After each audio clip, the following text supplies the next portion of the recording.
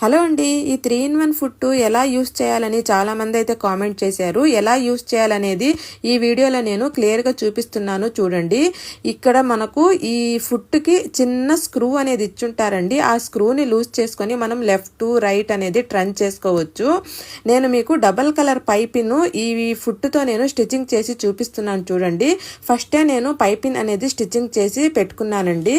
ఈ double colour piping ఒకదాని మీద ఒకటి పెట్టి ఫస్ట్ మనము ఒక స్టిచ్ అయితే వేసుకోవాలండి.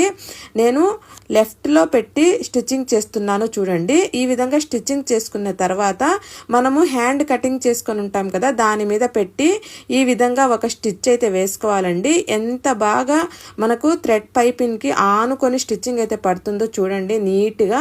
తర్వాత లైనింగ్ అనేది పెట్టుకొని లైనింగ్ మనము ఉల్టాగా అంటే తిరగదిప్పి మనము ఫస్ట్ మనం ఒక స్టిచ్చింగ్ వేసుకున్నాం కదా, ఆ స్టిచ్చింగ్ మీదే స్టిచ్ పడేటట్టు ఒక స్టిచ్ అయితే మళ్ళీ వేసుకోవాలండి.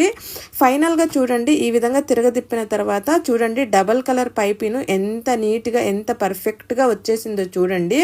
నేను ఇప్పుడు ఫుట్ మీకు రైట్కి నేను టర్న్ చేసి మీకు చూపిస్తున్నాను చూడండి. ఈ విధంగా స్క్రూ లూజ్ చేసి పక్కకి జరుపుకొని మనము లెఫ్ట్ రైట్ అనేది ఫుట్ అనేది మనము మార్చుకోవచ్చండి. చూడండి మనకు స్టిచ్చింగ్ చూడండి పైపిన్కి ఆనుకొని ఎంత నీట్గా పడుతుందో.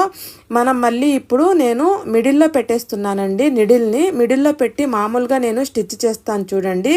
ఇలాంటి పైపిన్ బ్లౌజులు కానీ కుట్టాలంటే మనము 1-3 సార్లు మనము పాదాలైతే మార్చాల్సి వస్తుందండి. కానీ ఇలాంటి ఫుట్ మన దగ్గర ఉంటే అస్సలు ఫుట్ అనేది మార్చకుండా జస్ట్ లెఫ్ట్ రైట్ అనేది మార్చుకొని మనము ఈ స్టిచ్చింగ్ అనేది ఈజీగా చేసేయవచ్చండి. మీకు ఎవరికన్నా కావాలంటే స్క్రీన్ మీద స్క్రోల్ అవుతున్న నెంబర్కి అయితే వాట్సాప్ చేయండి.